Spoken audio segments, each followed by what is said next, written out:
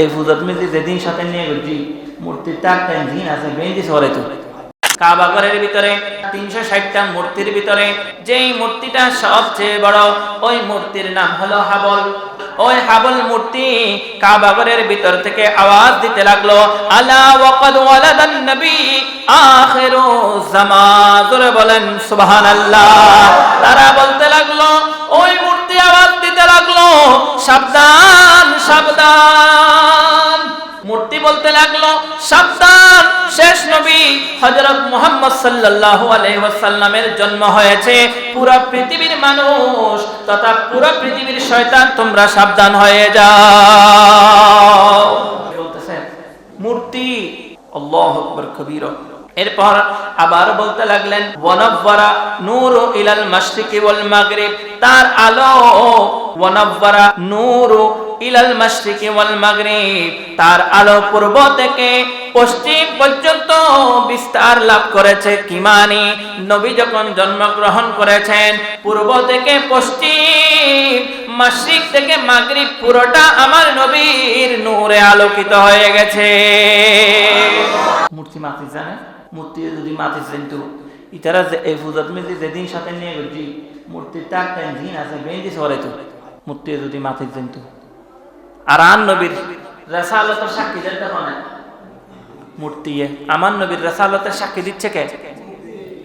এরপর শুধু তাই নয়, আব্দুল মুত্তালিব বলেন, এই শব্দগুলা যখন আমি শুনলাম খুশি হয়ে আমেনার ঘরে পৌঁছালাম, ভিতরে প্রবেশ করতে লাগলাম আর আওয়াজ আসতে লাগলো, ফাখরাজা রাজুলুম মাআহু সাইফ।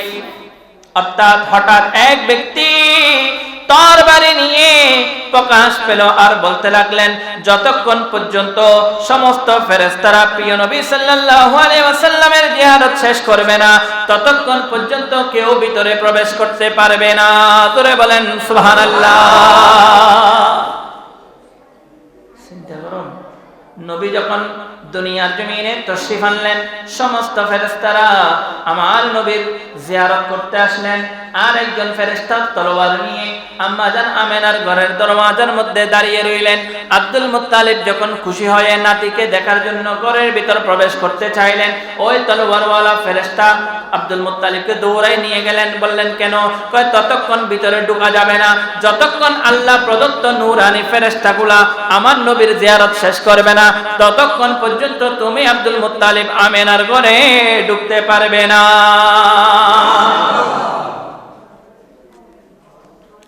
আল্লাহু আকবার। আল্লাহ আর নবীর ক্যাঙ্গুরি বেষ্টনী দি ফেরেশতা দি কি দিয়ে দেয়? বেষ্টনী দি। নবী যখন দুনিয়ার জমিনে আসলেন, ফুল না আছে, ফুল পবিত্র না পবিত্র, ফুল সুন্দর না সুন্দর, ফুল এত সুন্দর কা? হাদিস শরীফ বলছেন, আমি বলছি না, কাস্তালানির মধ্যে মাওয়াহিবুল লাদুনী বলছেন, আল্লামা ইবনে ইমাম জাওজি বয়ানে মিলাদুন নবী সাল্লাল্লাহু আলাইহি ওয়াসাল্লামের মধ্যে বয়ান করছেন, আমার নবীর যখন জন্ম হলো, নবী যখন দুনিয়ার মধ্যে জন্মগ্রহণ করলেন, পৃথিবীর মধ্যে আমার আল্লাহর সৃষ্টির মধ্যে যতগুলা ফুল রয়েছে সমস্ত ফুলের মধ্যে সুগন্ধি বেড়ে গেছে। শুধু তাই নয়, নবী দুনিয়াতে আসার সাথে সাথে সমস্ত ফুলের সৌন্দর্য বেড়ে গেছে। ফুলের কি বেড়ে গেছে? সৌন্দর্য বেড়ে গেছে। শুধু তাই নয়, ফুলগুলোর মধ্যে কি বেড়ে গেছে? সুগন্ধি বেড়ে গেছে। হযরতে সাইয়্যিদানা আম্মা জান হালিমাতুস সাদিয়া, যিনি আমার নবীর দুধমা ছিলেন, যিনি আমার নবীর দুধমা ছিলেন, হালিমা বলতে লাগলেন, পুরো মক্কা আরব নগরী আনন্দের ঢেউ বয়ে যাচ্ছে নবীর আগমনে। পুরো মক্কাতে কি হয়ে গেছে? জুলুস শুরু হয়ে গেছে। জুলুস কোথায় শুরু হয়ে গেছে? মক্কায়। কিভাবে? রূহানি ভাবে আল্লাহ সবার অন্তরে নবীর আগমনের খুশি ঢুকাই দিয়েছে। সুবহানাল্লাহ বলেন। পুরা মক্কার মধ্যে আনন্দের ঢেউ শুরু হয়ে গেল। আর হযরতে হালিমাতুস সাদিয়া রাদিয়াল্লাহু তাআলা আনহু, যিনি গরীব ছিলেন, যিনি কি ছিলেন? হালিমা সাদিয়া কি ছিলেন? গরীব ছিলেন। তার কাছে একটা বাহন ছিল, উট। ওই উটটাও বড় দুর্বল ছিল। কেন? ঠিক মতো খাবার দিতে পারত না। এই জন্য হালিমা সাদিয়ার উটটা বড় দুর্বল ছিল। আস্তে আস্তে আস্তে আস্তে চলছিলেন। আর আস্তে আস্তে যখন চলা শুরু করলেন, বললেন কোথায় আমি আর কোথায় সে বাচ্চা যিনি পয়দা হতে আল্লাহর দরবারে সিজদারত অবস্থায় ছিলেন। হালিমা বলছেন কোথায় আমি আর কোথায় ওই বাচ্চা যিনি জন্ম হওয়ার সাথে সাথে তার জবান দিয়ে উম্মতের জন্য দোয়া করা শুরু করলেন, রব্বি হাবিলি উম্মতি, রব্বি হাবিলি উম্মতি। আজকে যদি জন্মগ্রহণ করে কথা বলতে পারবে, কিন্তু আমার দয়াল নবী দুনিয়ার জমিনে আসার সাথে সাথে নবীর কপাল মাটির সাথে লাগাই দিলেন আর বলতে লাগলেন, রব্বি হাবিলি উম্মতি, আল্লাহ গো তুমি আমার উম্মতকে মাফ করে দাও। আজকে দুনিয়ার জমিনে এসে আজকে উম্মতের জন্য কান্না করতেছে, সেটার নাম রহমাতুল লিল আলামিন। সূরা বলেন না সুবহানাল্লাহ।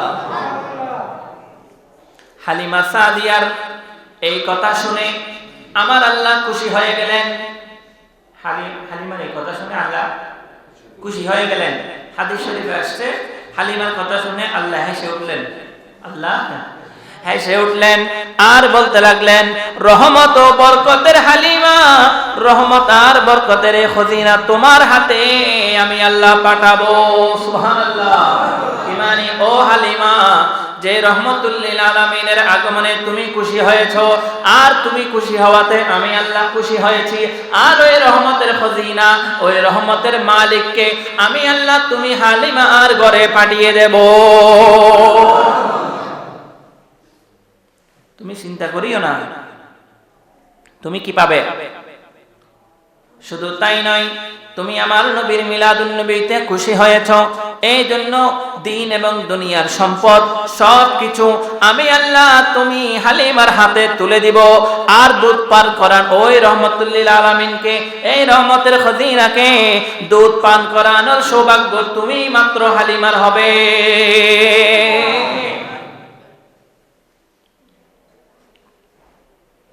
তখনকার ট্রেডিশন ছিল, নিয়ম ছিল, বড় বড় পয়সাওয়ালারা মাঠে বাচ্চাকে রেখে দিতেন, যাদের স্তনে দুধ ছিল তারা এসে বাচ্চা নিয়ে দুধ খাওয়াতেন, বিনিময়ে বাচ্চার মা বাবারা কি দিতেন?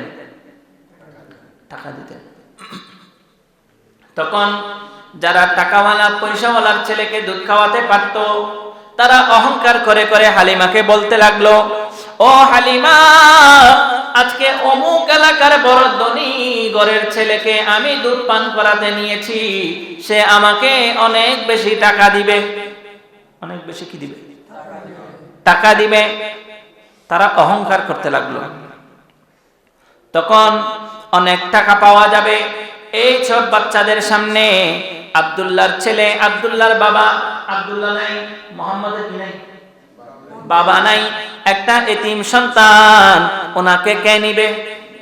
ওনাকে মাতার কাছে ফিতা নাই, মায়ের ঘরে বাতি নাই, গরিব, ঘরে বাতি, তার বাবা নাই, সে গরিব। এই আমি যে তাকে দুধ পান করাবো, এই পারিশ্রমিক কে দিবে? এই বলে বলে আমার নবীকে যখন কি করতে লাগলেন, গরিব বলে বলে আমার নবীকে অবহেলা করতে লাগলেন। তখন দুদু মায়েরা সে চিন্তায় আমার নবীকে নিলেন না, যে টাকা পাবে না, নবী গরিব। কিন্তু কেউ জানতো না, যারা আমার নবীকে নেয় নাই তারা বড় হতভাগা ছিল, যে আমার নবীর মধ্যে আমার আল্লাহ গোটা দুনিয়াকে রেখে দিয়েছে। কেউ আমার নবীকে নেয় নাই। আল্লাহ যে আমার নবীকে আল্লাহর সকল খাজানার মালিক, দুনিয়ার সকল সম্পদের মালিক, স্বর্ণ চাঁদি জওহর কানি সবগুলাকে আমার আল্লাহ আমার নবীর কদমের নিচে রেখেছে, কেউ জানে না। তখন হযরত আমিনা রাদিয়াল্লাহু তাআলা আনহা অস্থির হয়ে গেলেন, কে আমার সন্তানকে দুধ পান করাবে? আমরা যেভাবে দুনিয়াতে আসি নবী সেভাবে আসে না, যার কারণে আম্মা জান আমেনার স্থানে কি ছিল না, দুধ ছিল না। আমার নবী গরিব বলে কেউ যখন নিচ্ছে না, আম্মা জান আমেনা অস্থির হয়ে গেলেন যে আমার সন্তানকে কে দুধ পান করাবে। এই কথা বলে বলে আমেনা যখন কান্নাকাটি করতে লাগলেন, কে আছে তাকে আদর করে কুলে উঠাবে, কে আছে তাকে ভামার নবীকে ভালোবেসে বুকে টেনে নিবে। তখন আল্লাহর দরবারে মাথা ঝুঁকিয়ে রইলেন। আমেনা কি করলেন? মাথা ঝুঁকিয়ে মনকে ছোট করে একটু বসে রইলেন। হযরত হালিমা হযরত হালিমা দেখতে পাচ্ছে মাঠের মধ্যে একটা নূরানী সুরতের সন্তান পড়ে আছে। কত নূরানী চেহারা, নূরের টুকরা, চাঁদের টুকরা। হযরতে হালিমা ওই সুন্দর মায়াবী চেহারা দেখে ঘরের ভিতরে প্রবেশ করলেন। হযরত আমিনা জিজ্ঞেস করলেন, কি নাম তোমার? উত্তর দিলেন হালিমা। কোন গোত্রের সাথে সম্পর্ক তোমার? তুমি কোন গোত্রের লোক? তখন হালিমা বলতে লাগলেন, আমি বনি সাদের গোত্র। কতটুকু বিনিময় নিবে আমার সন্তানকে দুধ খাওয়ানোর জন্য? তিনি উত্তরে বললেন, হালিমা বললেন, আপনার এই সন্তানকে দুধ খাওয়ানোর বিনিময়ে আপনি খুশি হয়ে যা দিবেন আমি হালিমা তা নিয়ে যাব। জোরে বলেন সুবহানাল্লাহ। বেকুনে টিয়া চাই, কিন্তু হালিমা করতে তুই যা দাও খুশি, এত বেশি কিছু হাতে লেখতো না। এই কথা বলার পর আমেনা বললেন, হালিমা তাহলে তুমি এই সন্তানকে তোমার বুকের মধ্যে টেনে নাও। তখন হযরত হালিমা সাদিয়া বলেন, আমি হযরত মুহাম্মদ সাল্লাল্লাহু আলাইহি ওয়াসাল্লামকে দেখলাম, তার পবিত্র বক্ষ মোবারকের উপর যখন সিনা মোবারকের উপর হাত দিলাম, তখন ওই নূরানী ছেলে না আমার দয়াল নবী, ওই নূরানী চেহারাওয়ালা ছেলে, আমি হালিমা তার বুকে হাত দেওয়ার সাথে সাথে আমি হালিমার সাথে ফাতাবাসসামা দাহিকান, সে চোখ মোবারক খুলে আমি হালিমার দিকে তাকিয়ে তাকিয়ে তাবাসসুম মুস্কি হাসি দিলেন।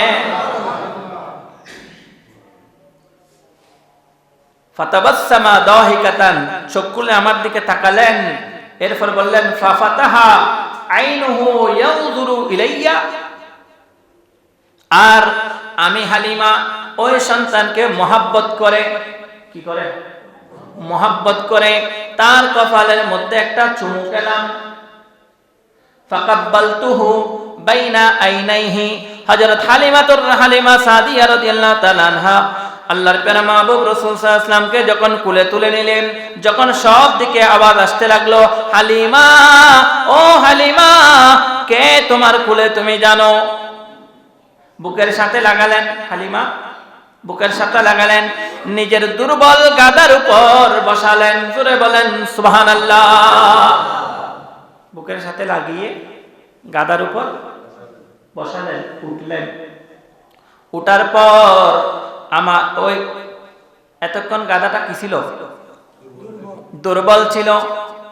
এতক্ষণ গাদাটা দুর্বল ছিল, আর আমার নবী ওই গাদার উপর সওয়ার হওয়ার সাথে সাথে ওই গাদার ভিতরে বোরাকের শক্তি চলে এসেছে।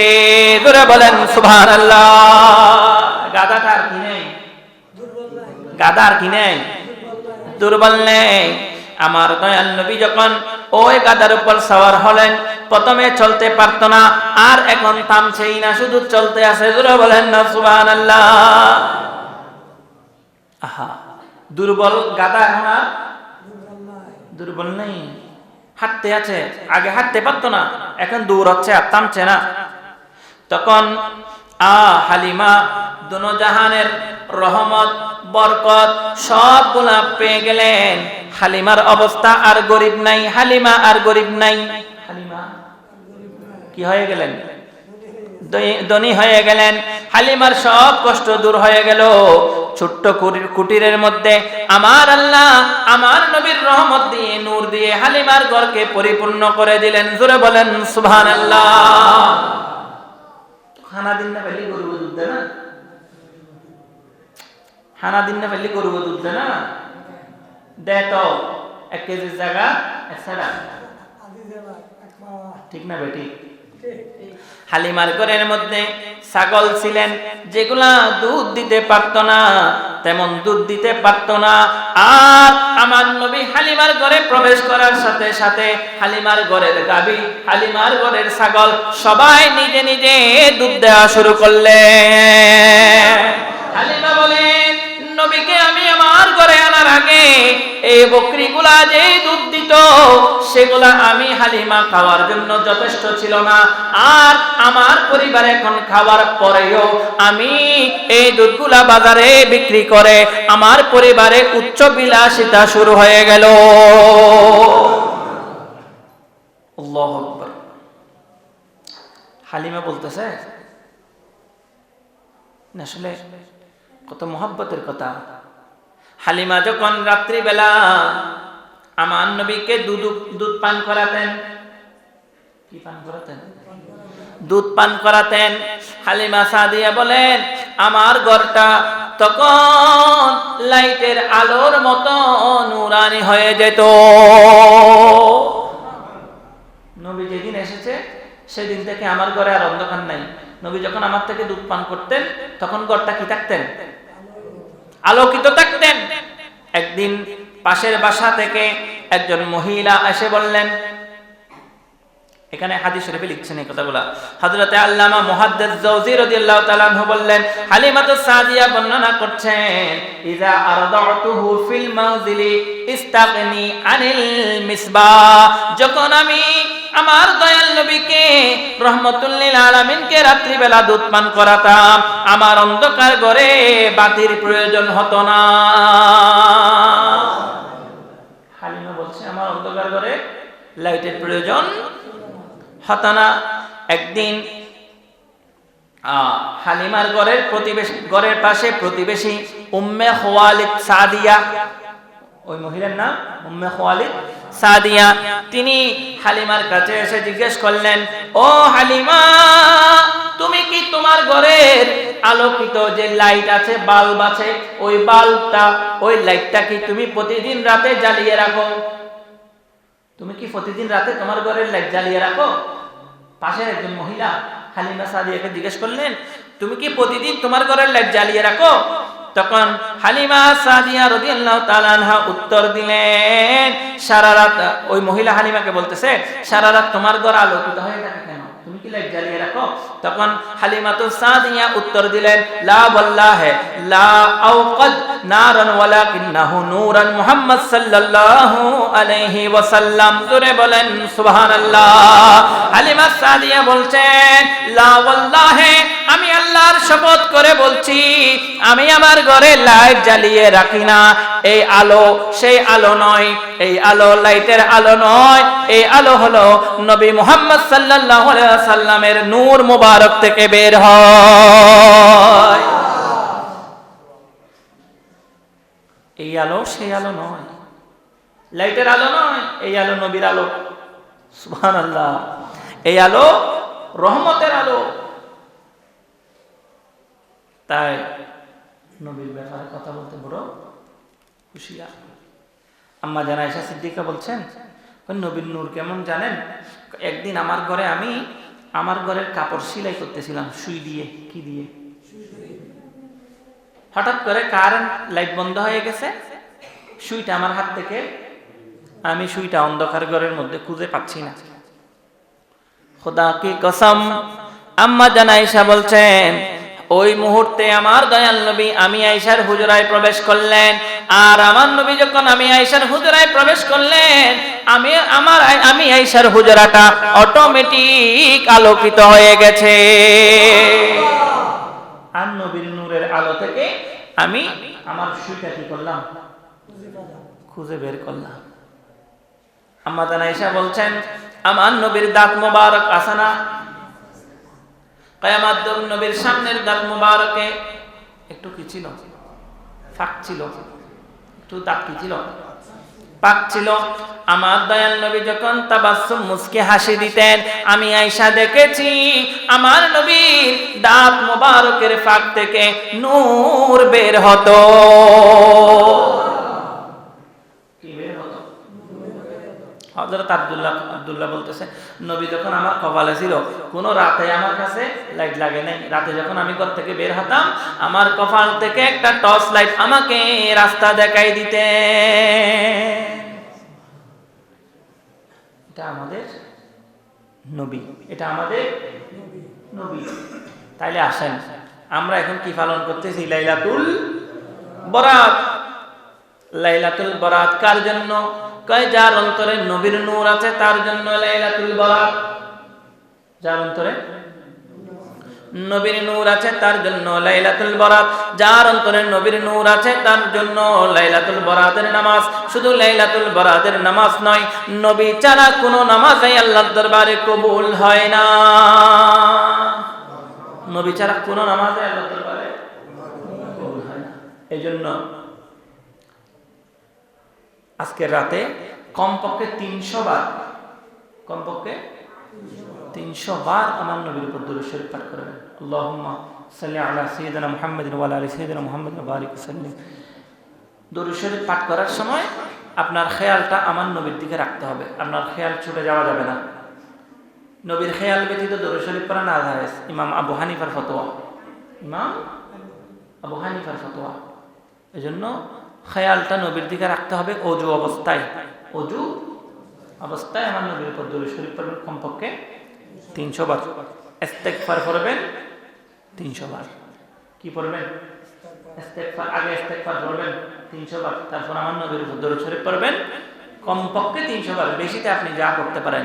আর প্রতিদিন আসরের পরে, মাগরিবের আগে, আসরের নামাজের পরে 100 বার করে দরুদ শরীফ পড়ার চেষ্টা করবেন।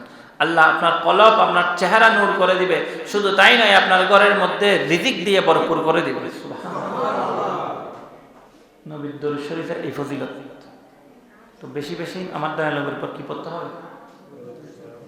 দরুদ শরীফ পড়তে হবে। আর আজকে রাতে আপনারা কেউ ঘুম না যাইবা, কি না যাইবা, দরকার হইলে এতুন যাইরে বউরে কইবে দে, যারাতে বউ আছে, যারাতে নেই তার আগামী বছরের ভিতরে ব্যবস্থা করে ফেলে ইনশাআল্লাহ। যারা বিবাহের উপযুক্ত আর কি, তো বিয়ে কোনো ঘরে যাইরে কইবে দে, না বলে উজুরে কই দে, এক ফেলাস গরম গরম টাটকা চাই দিয়ে দিবেন। সবে যাতে মিডিল মিডিল করব, এনে একটু চা মারি দিবেন। তারপর দিয়ে দিয়ে কি করিবেন? ইবাদত, আল্লাহর হাতে রিজিক চাইবেন, আল্লাহর হাতে সুস্থতার লেগে চাইবেন। টিয়ার বস্তা না চাইব না, তখন দেখো খোদা দিবি যাতে খাওয়া তো আর টিয়ার বস্তাগুলো দিলাম এলে না। আল্লাহর খবর খোদা যতদিন বাঁচি থাকে এতদিন দেয় না হালাল রিজিক খাই তা ইত্যাদি, এবং কে মোকাফিকি যাতে আনতে অন্য পরে ইয়ান হইবেন। मैं तो बीमारे नबी हूँ। MBN TV একটি ইসলামিক ইউটিউব চ্যানেল।